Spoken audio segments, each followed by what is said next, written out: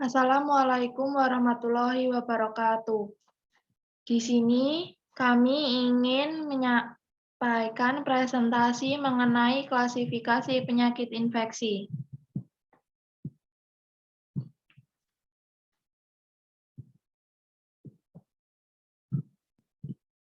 Yang beranggotakan 1. Cantika Nurlaila Indah Kusuma, 2. Elviani Nurlita Eka Agustin, dan yang ketiga Joanna Khaila Revin. Pokok bahasan. 1. Pengertian infeksi, 2. Sifat penyakit infeksi, 3. Upaya pencegahan penularan penyakit infeksi, 4. Penyakit infeksi berdasarkan penyebabnya, 5. Jenis-jenis penyakit infeksi, 6. Klasifikasi infeksi. Pengertian infeksi. Infeksi adalah penyakit yang disebabkan oleh mikroba, patogen, dan bersifat sangat dinamis. Mikroba sebagai makhluk hidup memiliki cara bertahan hidup dengan berkembang biak pada suatu reservoir yang cocok dan mampu mencari reservoir lainnya yang baru dengan cara menyebar atau berpindah. Penyebaran mikroba patogen ini tentunya sangat merugikan bagi orang-orang yang dalam kondisi sehat, lebih-lebih bagi orang-orang yang sedang dalam keadaan sakit.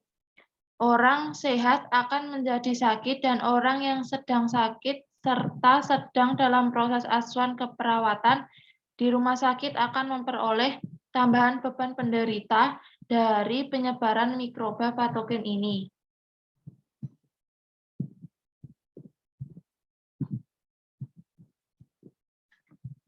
Transmisi mikroba patogen ke pejamu yang rentan dapat terjadi melalui dua cara. 1.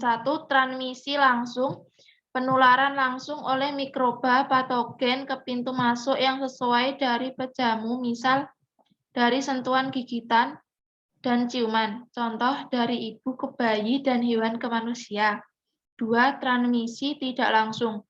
Penularan tidak langsung memerlukan adanya media perantara berupa barang, udara, air, maupun vektor.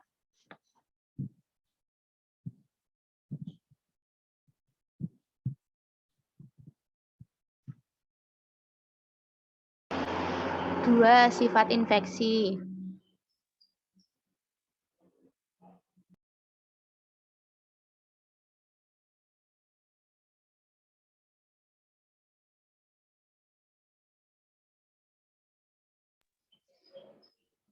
Sebagian agen penyebab penyakit atau biotis mikroba patogen memiliki sifat-sifat khusus yang sangat berbeda dengan agen penyebab penyakit lainnya atau abiotis. Sebagai makhluk hidup, mikroba patogen memiliki ciri-ciri kehidupan yaitu 1. Mempertahankan kelangsungan hidupnya dengan cara berkembang biak.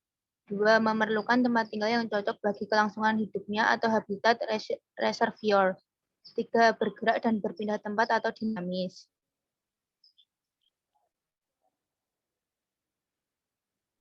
3. Upaya pencegahan penularan penyakit infeksi.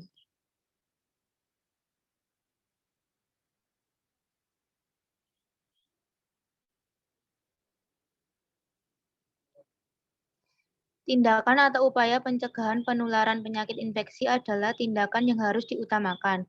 Upaya pencegahan dapat dilakukan dengan cara memutuskan rantai penularannya. Rantai penularan adalah suatu rangkaian proses berpindahnya mikroba patogen dari sumber penularan atau reservoir ke penjamu dengan atau tanpa media perantara.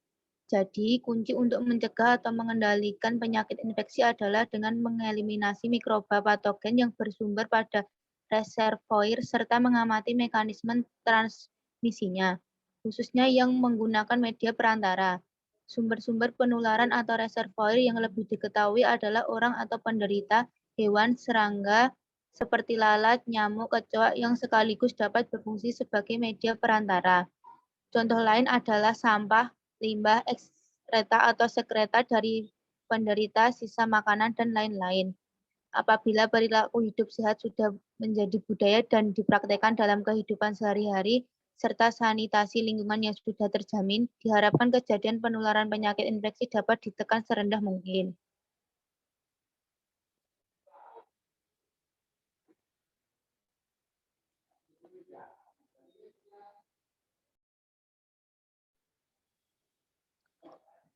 Biasakan diri mencuci tangan dengan menggunakan air dan sabun, terutama setelah buang air kecil dan besar sebelum makan. Masak makanan atau minuman hingga matang sebelum dikonsumsi. Gunakan masker ketika sedang berada di luar rumah atau ketika sedang sakit. Jangan berbagai peralatan kebersihan pribadi seperti sikat gigi, pisau cukur, handuk, dan alat makan dengan orang lain. Lengkapi imunisasi sesuai jadwal yang direkomendasikan dokter atau ketika hendak berpergian ke daerah yang tinggi risiko penyakit endemik. Lakukan hubungan seks aman, yaitu dengan menggunakan kondom ketika berhubungan intim dan tidak berganti pasangan seksual. Jaga kebersihan lingkungan, salah satunya adalah dengan tidak membuang sampah sembarangan.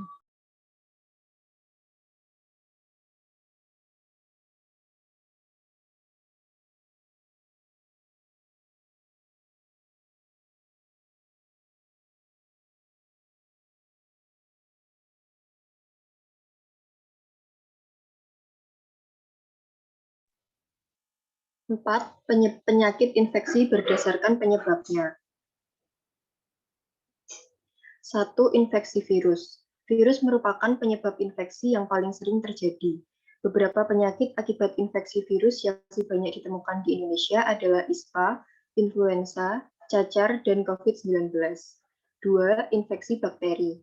Infeksi yang masih banyak ditemukan seperti meningitis, sepsis, dan difteri.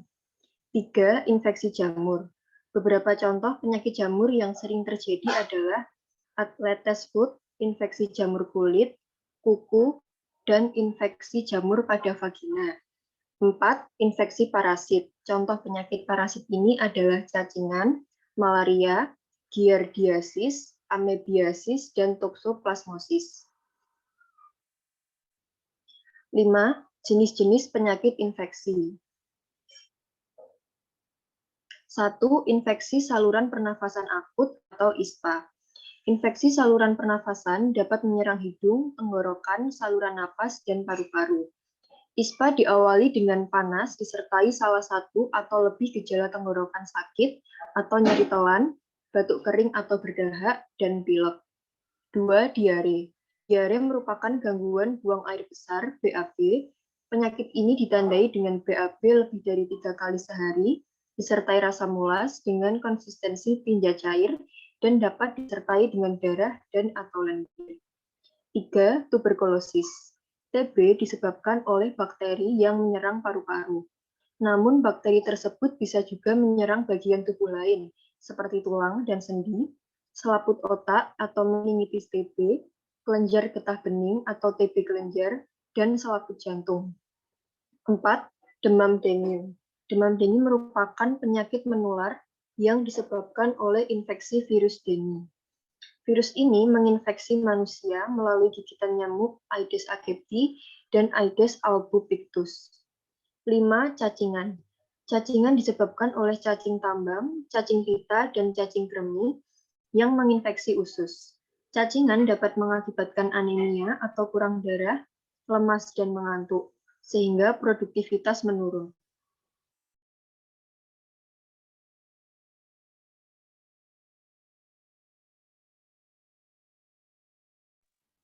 6. Klasifikasi infeksi.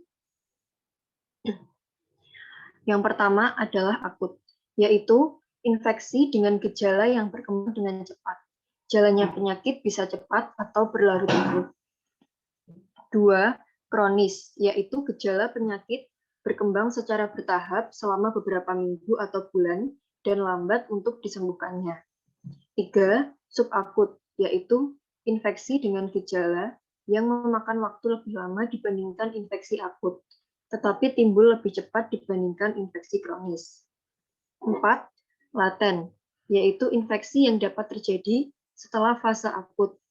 Organisme patogennya ada, tetapi gejalanya tidak. Dan setelah beberapa waktu, penyakit ini dapat muncul kembali. 5. Exacerbasi akut, yaitu terjadi suatu perburukan gejala pernapasan pasien yang bersifat akut di luar variasi harian normal, sehingga pasien memerlukan perubahan pengobatan.